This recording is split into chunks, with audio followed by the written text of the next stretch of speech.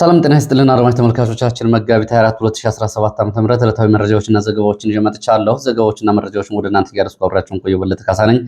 እናንተም አብራችሁ እንድትቆዩ ነው በአክብሮት የምጋብዛችሁ። አሁን በዚህ ሰዓት ከደቂቃዎች በፊት በተከታታይ የድሮን ጥቃቶች ከፍተኛ ሰብአዊ፣ ቁሳዊ ጉዳት ደርሷል።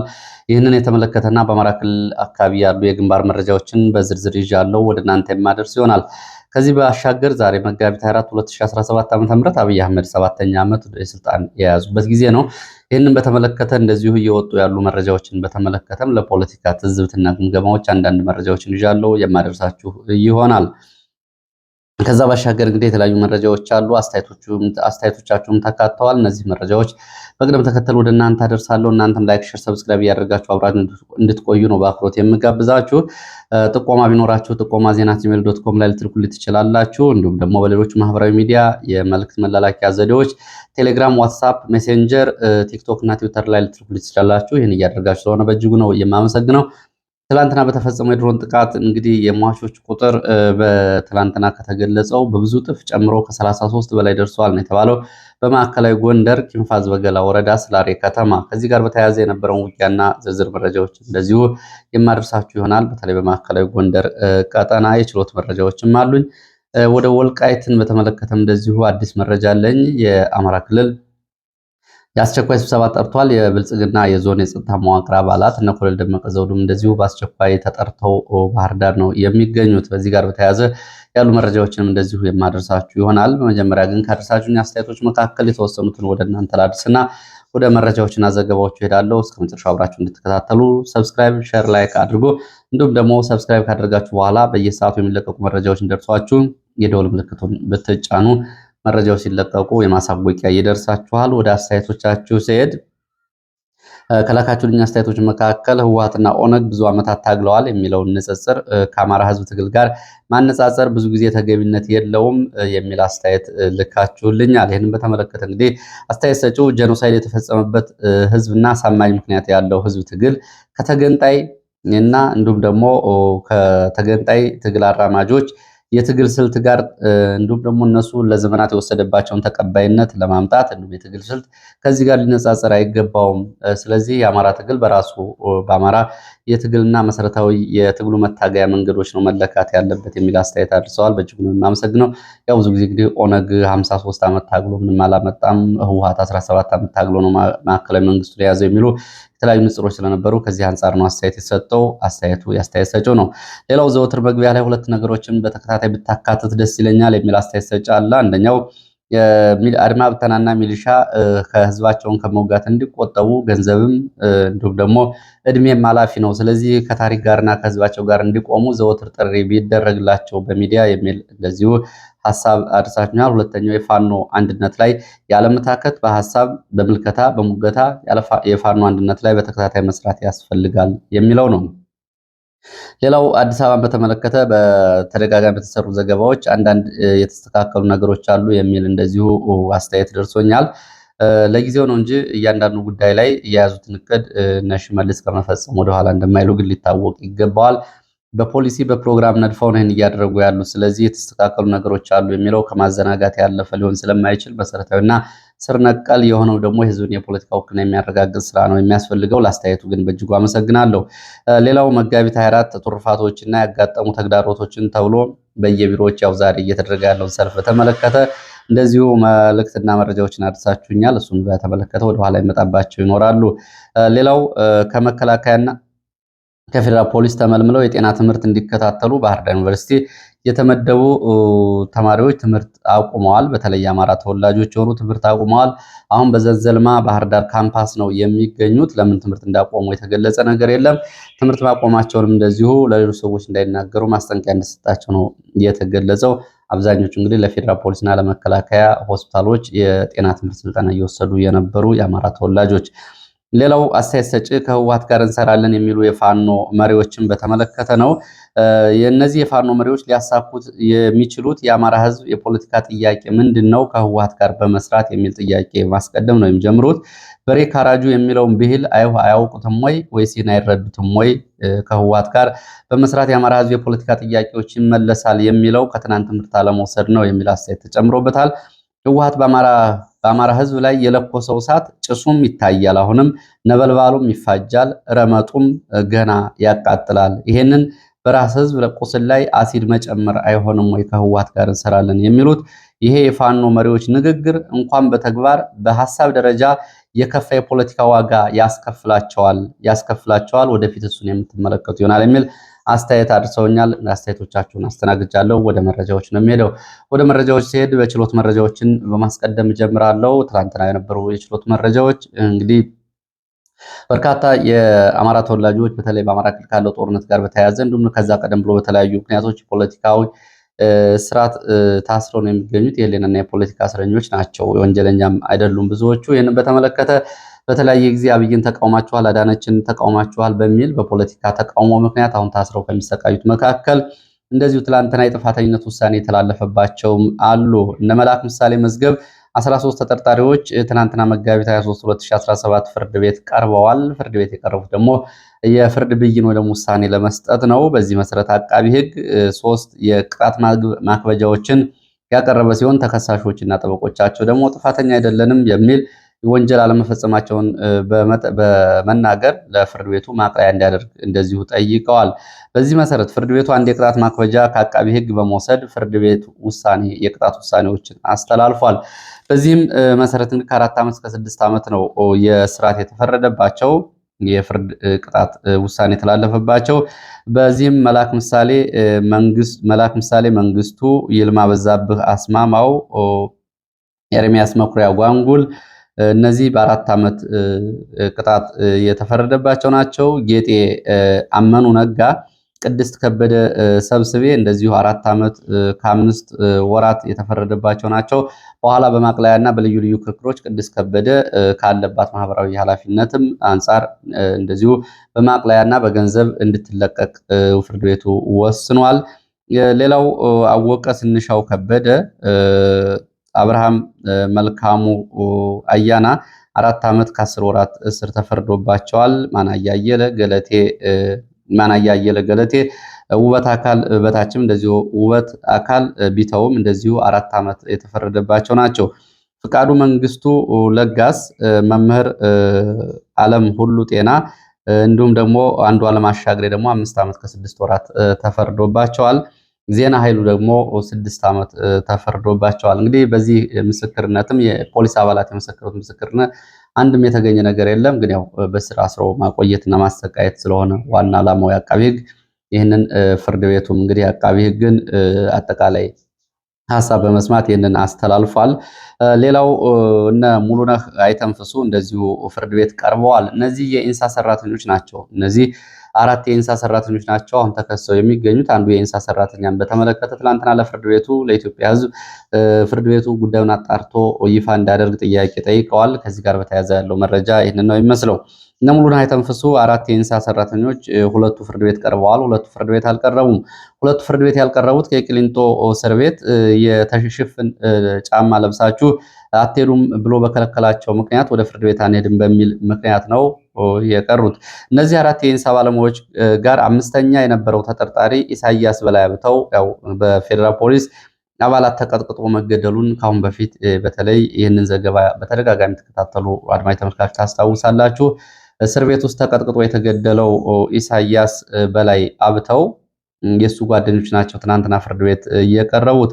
ፍርድ ቤት በቀረቡበት ጊዜ በፌዴራል ፖሊስ አባላት ተቀጥቅጦ የተገደለውን ጓደኛቸውን በተመለከተ ግድያውን የፈጸሙት የፖሊስና የደህንነት አባላት ፈይሳ ደሜ በዳዳ፣ ሌሊሳ እንዲሁም ደግሞ ጆሴ የተባሉ 3 የፖሊስና የደህንነት አባላት ቀጥቅጠው እንደገደሉ ለፍርድ ቤቱ ተናግረዋል። የፖሊስ አባላት በአዲስ አበባ ለ6 ተከታታይ ቀናት ድብደባ እንዳደረጉበት እንዲሁም ደግሞ ወደ አዋሽ፣ ሰመራ፣ አፋር ወስደው ደግሞ ተከታታይ 6 ቀናትን ድብደባ እንደፈጸሙበትና ከዛ በኋላ ህይወቱ እንዳለፈ ተቀጥቅጦ ነው የተገለጸው። በድምሩ 12 ቀናት በተከታታይ በተፈጸመበት ድብደባና ስቃይ ነው ህይወቱ ያለፈው። ኢሳያስ ቢተው የቀድሞው የአየር ኃይል አባል የነበረ በኋላም የኢንሳ የኮምፒውተርና የቴክኖሎጂ ባለሙያ የነበረ መምህርም የነበረ በኋላ ደግሞ የአማራ ባንክ የኮምፒውተር የኢንፎርሜሽን ቴክኖሎጂ ባለሙያ ሆኖ እየሰራ የነበረ ነው። ከኢንሳ ከወጣ በኋላ ነው እንግዲህ ተይዞ ተቀጥቅጦ የተገደለው። ፍርድ ቤቱ ኢሳያስን ግድያ እንዲያጣራ እንደዚሁ ጓደኞቹ ለችሎቱን ጠይቀዋል። ለኢትዮጵያ ህዝብና ለአማራ ሕዝብ ይፋ እንዲያደርግ ጠይቀዋል። በግንቦት 5 2016 በአዋሽ እስር ቤት የአስከሬን መጫኛ በሚል እስረኞች ገንዘብ እንደተጠየቁም እንደዚሁ ለፍርድ ቤቱ አስረድተዋል። ይሄ የግፍ ግፍ ነው። የፖሊስ አባላት ቀጥቅጠው ከገደሉት በኋላ አስከሬን ለማስጫን እንኳ እስረኞች ናቸው ገንዘብ የተጠየቁት። ይሄ ግፍ ተፈጽሟል። ስለዚህ ፍርድ ቤቱ ይህንን ሊያጣራ ይገባል ብለዋል። ይህንን እንግዲህ ተከሳሾቹ ለፍርድ ቤቱ አስረድተዋል። በአማራነቱ ነው ተቀጥቅጦ የተገደለው። ችሎቱም ይህንን ማረጋገጥና ማጣራት ፍርድ ቤቱም ይህንን መከታተል አለበት ቢሉም ችሎቱ ግን ሰምተው ማስታወሻ እንኳ ሳይይዙ ጉዳዩን በዝምታ አልፈውታል። ይሄ እጅግ የሚያሳዝንና ልብ ሰባሪ የሆነ ጉዳይ ነው ተብሏል። እንግዲህ በእነዚህ ተከሳሾች ላይ የኢንሳ ባለሙያዎች ላይ የመከላከያ ምስክር አቅርቡ በሚል ግንቦት 28 2017 ተለዋጭ ቀጠሮ ተሰጥቶባቸዋል። በነገራችን ላይ ተቀጥቅጦ የተገደለውን ኢሳያስ ቢተው በላይም በተመለከተ እናቱ ደካማ አሁን አይኗ እንኳ ማየት የማይችል ህፃናት ልጆቹን ይዞ ችግር ውስጥ ነው ያሉት። በጣም በሚያሳዝን ሁኔታ እንግዲህ አብይ አህመድ በእስር ቤት ውስጥ ምንም ኢሰብአዊ ድርጊት ፈጽመን አናውቅም ሲሉ ቀጥቅጠው አስከሬን ነው ያስረከቡት። ይህንን ግድያ የፈጸሙት ማንም ሰው ሊመዘግበው የሚችለው ታሪክ ነው። ፈይሳ ደሜ በዳዳ የተባለ የፌዴራል ፖሊስና የደህንነት አባል፣ ሌሊሳ የተባለ የደህንነትና የፖሊስ አባል፣ ጆሲ የተባለ ደግሞ በሌላ በቅጽል ስሙ የሚጠሩ የፖሊስ አባላት ናቸው ግድያውን እየፈጸሙት። እስር ቤት ውስጥ ነው ይሄ ግድያ የተፈጸመው። እስካሁን በዚህ በኩል እንግዲህ የሰብአዊ መብት ድርጅቶችም ጉዳዩን አጣርተው ያቀረቡት ጉዳይ የለም። ወደ ሌላው መረጃ ሲሄድ የወልቃይት ጠገዴ ጠለምት የአማራ ምሁራን ማህበር መግለጫ አውጥቷል። እንዲሁም ደግሞ መግለጫው በእርግጥ ጥሪዎችን የያዘ ነው። ለአሜሪካ ኤምባሲ፣ ለእንግሊዝ ኤምባሲ፣ ለጃፓን፣ ለጀርመን፣ ለፈረንሳይ፣ ለጣሊያን፣ ለስፔን፣ ለሆላንድ፣ ለስዊድን እና ለተለያዩ የአውሮፓ ህብረት ሀገራትና ራሱ ለአውሮፓ ህብረት እንዲሁም ደግሞ ለአፍሪካ ህብረት ለኢትዮጵያ ሰብዓዊ መብት ኮሚሽን የተጻፈው መግለጫ በጻፉት መግለጫ ላይ የጀኔራል አልፋታህ አልቡርሃን መንግስት በካርቱም በንጹሐን ስደተኛ አማራዎች ላይ እየፈጸመ ያለውን የግድያ በተመለከተ ነው ጉዳዩን እንዲያቆሙና የደህንነት ዋስትና እንዲጠበቅላቸው ዓለም አቀፍ የዲፕሎማሲው ማህበረሰብ ጫና እንዲያሳርፍ እየጠየቁት ከአልቡርሃን ጎን ሆነው በቅጥረኝነት የሚዋጉት የህወሓት ታጣቂዎች አርሚ 7 አባላት በሱዳን ጦር መለዮ በመልበስ 42 ንጹሐንን መጨፍጨፋቸውን የወልቃይት ጠገዴ ጠለምት የአማራ ምሁራን ማህበር መግለጫ ያሳያል። በዚህም እንግዲህ ከላይ በስም ለተጠቀሱት ሀገራት የተላለፈው መግለጫ እነዚህ ሀገራት ፍትህና ገለልተኛ ምርመራ እንዲደረግና ግድያው በአስቸኳይ እንዲቆም በካርቱም እየተደረገ ያለው ግድያ፣ ሁለተኛ የስደተኛ ሲቪሊያን ደህንነት እንዲጠበቅ የአርሚ 7 የተቀናጀ ጥቃት እና የሱዳን ባለስልጣናት ይህንን እንዲያስቆሙ፣ ሶስተኛ የዲፕሎማሲያዊ እርምጃ እንዲወሰድ በዓለም አቀፉ ማህበረሰብ የሰብአዊ መብት ድንጋጌዎች እንዲከበሩና በእነ አልቡርሃንና በሱዳን ባለስልጣናት ላይ ጫና እንዲደረግ እንዲያከብሩ፣ እንዲሁም ደግሞ በደቡብ አፍሪካዊ ስምምነት መሰረት ትጥቅ ያልፈታው የህወሓት ታጣቂ ዲዲአር ወይም ደግሞ ትጥቅ እንዲፈታ ዲፕሎማሲያዊ ጫናዎች እንዲደረጉ ጠይቋል መግለጫው። ወደ ሌሎች መረጃዎች ሄዳለሁ። ወደ ወለጋ የሚወስደን መረጃ ነው የሚያስከትለው። በኦሮሚያ ክልል የግዳጅ ወታደራዊ ምልመላ እንዲደረግ መመሪያ ተላልፏል ተብሏል። በኦሮሚያ ክልል በአስቸኳይ 63,000 ምልምል የመከላከያ ሰራዊት አባላት የሚሆኑ በግዳጅ ከየቀበሌው እንዲመለመሉ ትዕዛዝ ተላልፏል። በክልሉ ይገኛሉ በተባሉ 6300 የገጠርና የከተማ ቀበሌዎች ውስጥ በእያንዳንዱ ቀበሌ ቢያንስ 10 የሰራዊት አባል በኃይልም በውዴታም በግዴታም ተመልምሎ እንዲቀርብ እያንዳንዱ ቀበሌ 10 ሰው ማቅረብ አለበት የሚል መመሪያ ተላልፏል ነው የተባለው። ከዚህ ጋር በተያያዘ እንግዲህ በ2016 ዓ.ም እርቅ ተብሎ በወለጋ ተፈጽሞ የነበረው ጉዳይ በተለይ በአማራ ተወላጆች እና በኦሮሞ ተወላጆች ከጥቃቱ ጋር በተያያዘ ይሄ ጉዳይ አሁን እየፈረሰ ነው። እያፈረሰ ያለው ደግሞ መከላከያ ነው የሚል መረጃ ወጥቷል። 2016 አጋማሽ ድረስ ከጭፍጨፋው የተረፉ የአማራዎች እርቅ ይፈጸም በሚል የመከላከያ ይህን አጀንዳ ይዞ የተፈናቀሉት ኦሮሞዎችም የተፈናቀሉ አማሮችም ወደ ቦታቸው ይመለሱ የሚልና እርቅ ይፈጸም የሚል ስራ ነበር የተሰራው ባለፈው ዓመት።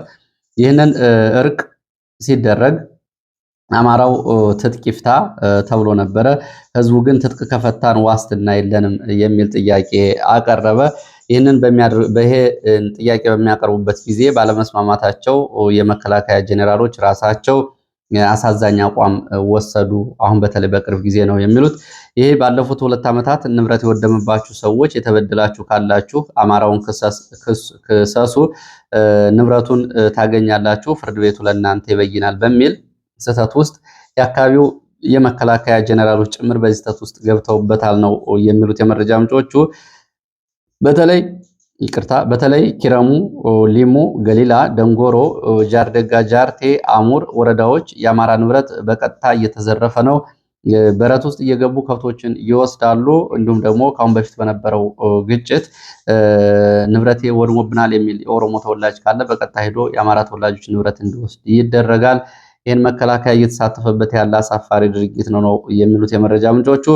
ይህን መከላከያ እርቁን እያፈረሰ ነው፣ ህዝቡን ቀስቅሶ እና አሁን እና አብይ አህመድ የኦሮሞን የፖለቲካ ድጋፍ ለማግኘት በሚል የቂል ስራ እልቂት እየጠመቀ ነው። መከላከያ በአካባቢ ያለው እልቂት ከመፈጸሙ በፊት አስፈላጊዎቹ ጥንቃቄዎች ሊደረጉ ይገባል ብለዋል። ብልጽግና የኦሮሞ ተወላጅ ድጋፍ ለማግኘት እያደረገ ያለው የሚሉት እስካሁን ድረስ 674 ወጣቶች በወለጋ የተለያዩ ዞኖች ተይዘው ታስረዋል። የአማራ ወጣቶች የሆኑ ድብደባም አለ። ድባቡም አሁን ደስ አይልም። አደገኛ ሁኔታ ይዞ እየመጣ ነው የሚሉት። ይህ እንግዲህ ከኃይል ሚዛን ጋርም እንደዚሁ አስተያየት ጨምረው የሰጡ የመረጃ ምንጮች አሉ። ያለው ሁኔታ ግን ወደ ለየለት የእርስ በርስ ጦርነት ሳይገባ ምናልባት የመጨረሻ የሚመለከታቸው ዓለም አቀፍ ድርጅቶች ጭምር ጉዳዩ እንዲከታተሉት ነው ጥሪ ያቀረቡት። ዛሬ መጋቢት 24 ነው። ይህንን በተመለከተ እንግዲህ የመጀመሪያው መረጃ መሆን ነበረበት። በአስተያየቶች ወደ ሌሎች መረጃዎች ሄጄ ነው። ዛሬ መጋቢት 24ን በተመለከተ አብይ አህመድ ወደ ስልጣን የመጡበት 7ኛ ዓመት ነው። ከዚህ ጋር በተያያዘ ሁለት መልእክቶ ያስተላለፉ የብልጽግና ባለስልጣናትን በአጭሩ መልእክቶችን ይዣለው። አንድምታውም እናንተ ማስተያየት እንድትሰጡበት ነው።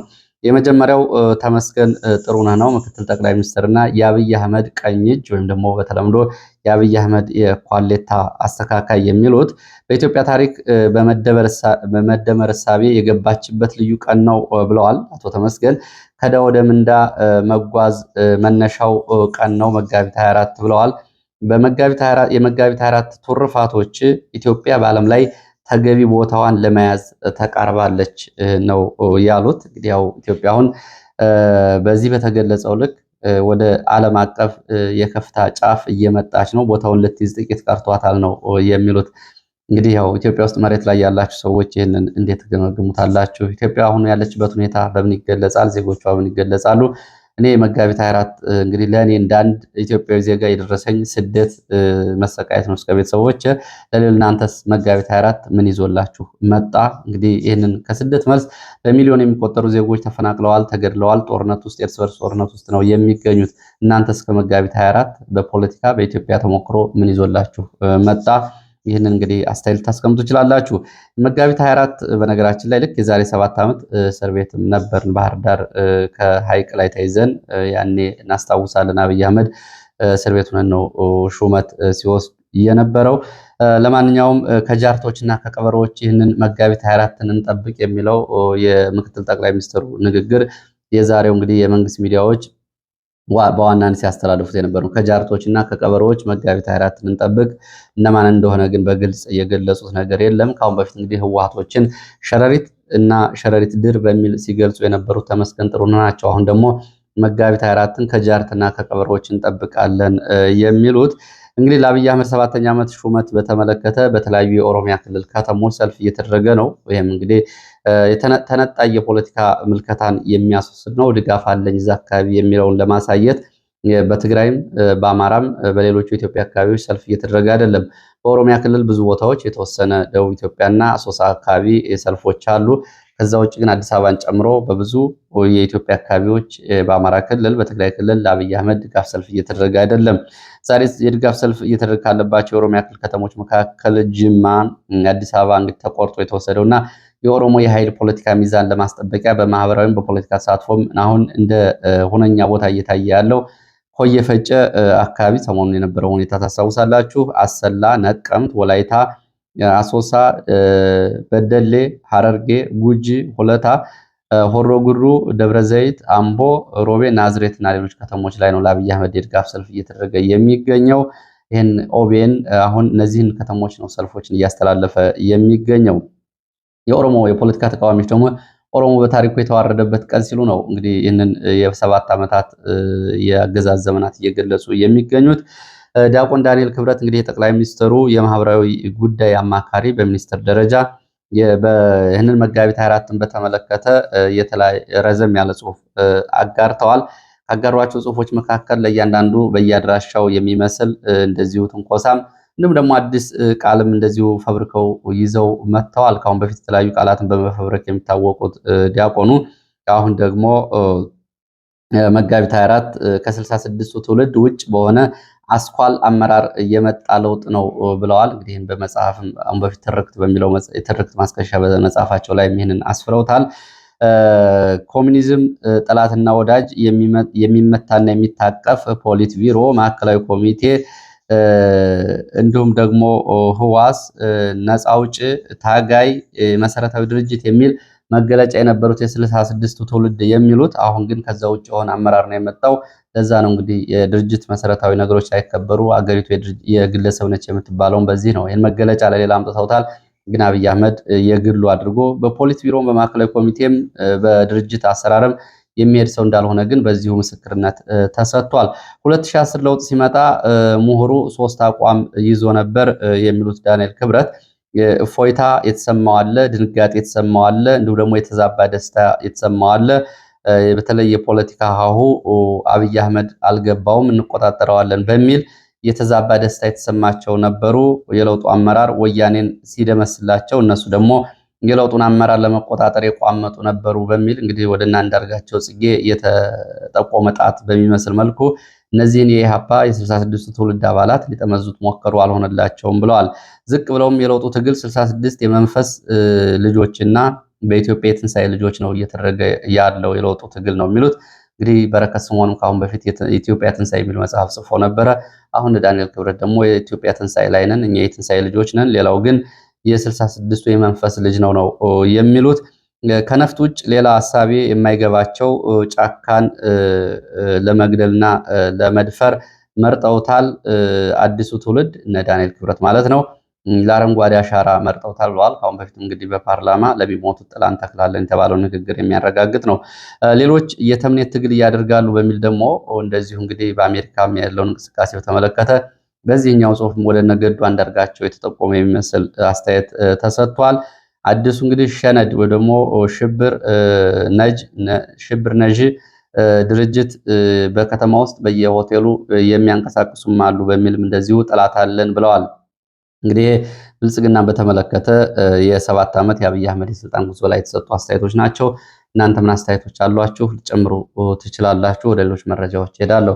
ወደ መረጃዎቹ ሲሄድ ወደ ደሴ የሚወስድን መረጃ ነው የሚያስቀድመው። ደሴ አንድ የፖሊስ አባል 2 ሰዎችን በጥይት ጉዳት እንደርስባቸው አድርጓል። አንደኛው ሰው ህይወቱ አልፏል። ሆስፒታል ከገባ በኋላ ህይወቱ ያለፈው ሰው ባለቤት አሁን ሕክምና ላይ ይገኛሉ ነው የተባለው። ይህንን ጥቃት የፈጸመው የፖሊስ አባል ፒያሳ አካባቢ ነው ደሴ የፈጸመው ተብሏል። በምን ምክንያት እንደፈጸመው አልታወቀም። ይህንን ያደረገ የፖሊስ አባል በስር ላይ ይገኛል ተብሏል። አዲስ አበባ ኮልፌ ቀራኒዮ አረንጓዴ ሰፈር እንደዚሁ አንድ ግለሰብ ባልታወቁ ኃይሎች ተገድሏል ተብሏል። መጋቢት 19 2017 ነው የተገደለው። ይህንን የተገደለውን ሰው ማንነቱን በተመለከተ ፖሊስ እስካሁን ድረስ ለመንገር ፈቃደኛ አይደለም። ፖሊስ ጉዳዩን በምስጢር ይዞታል። ፖሊስ እንግዲህ አስከሬኑን ወዲያውኑ ነው እያነሳው ብለዋል የዓይን እማኞች። ምናልባት ባለስልጣን ሊሆን ይችላል የሚል ግምት እንዳላቸው ነው የመረጃ ምንጮቹ የገለጹት። ምክንያቱም ፖሊስ የሟቹ ጉዳይ እስካሁን ይፋ አላደረገም። ገዳዮቹም እስካሁን በተመለከተ ከፖሊስ የተሰጠ መግለጫ የለም። ሌላው ወደ አማራ ክልል ግንባር መረጃዎች የሚወስድን ነው። የፋኖ መዋቅርና አደረጃጀቶች በተመለከተ በአርማጭሆ ቀጠና የሚንቀሳቀስ ፋኖ የጎቤ ክፍለ ጦር ዶክተር አታለል ሰጠኝ አዛዥ፣ መንገሻ ብርሃኑ ምክትል አዛዥ አድርጎ 18 አባላት ያሉትን የክፍለ ጦሩን አመራሮች አዋቅሯል። እንግዲህ በዚህ አሸብር የሚመራው ክፍለ ጦር ነው ይህንን እያደረገው። በዚህ ምልከታ ላይ ግን በአካባቢ የሚታወቀው ታዋቂ ፋኖ ሲያሸብር ግን የኃላፊነት ቦታው አልተገለጸም። የአማራ ፋኖ በጎንደር አንድነት አባል የሆነው ፋኖ ኃይል ነው ይሄኛው ኃይል። ወደ ባህር ዳር ዙሪያ ስንሄድ ትናንትና ባህር ዳር አቅራቢያ ብራቃት የተጨፈጨፉ ሰዎች ቁጥራቸው ከ53 ዘልቋል ነው የተባለው። በመንግስት ወታደሮች የተጨፈጨፉት ንጹሐን የቀብር ስነስርዓታቸው ትላንትና አብዛኞቹ ተፈጽሟል። ዛሬም የቀብር ስነስርዓታቸው እየተፈጸሙ ያሉ ነው የተባሉት። የቀብር ስነስርዓቱ ብራቃት መድኃኔዓለም አብዛኞቹ የተጨፈጨፉ ንጹሐን የተቀበሩበት ነው። ላይ ጋፊት ገብርኤል፣ ታች ጋፊት ገብርኤል፣ ፊጣ ሚካኤል፣ ዋዋ ሚካኤል እና ፊጣ ጊዮርጊስ ነው እንግዲህ የቀብር ስነስርዓታቸው እየተፈጸመው።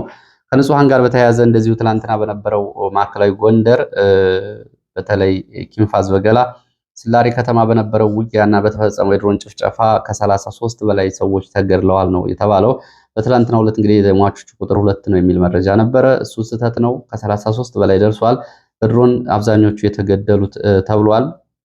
እንግዲህ በዚህ አካባቢ በነበረው ውጊያ የተገደሉ ሰዎች ትላንትና 33 ነው። ከሁለት ሳምንት በፊት በዚህ አካባቢ እንደዚሁ በነበረው ውጊያ ከ40 በላይ ንጹሃን ተገድለዋል። አሁን በአጠቃላይ እንግዲህ ከ72 በላይ ንጹሃን በዚህ አካባቢ በሁለት ሳምንት ብቻ ተጨፍጭፈዋል። ይህንን በተመለከተ ጉዳዩን የሰብአዊ መብት ድርጅቶች እንዲያጣሩት የመረጃ ምንጮቹ ጠይቀዋል።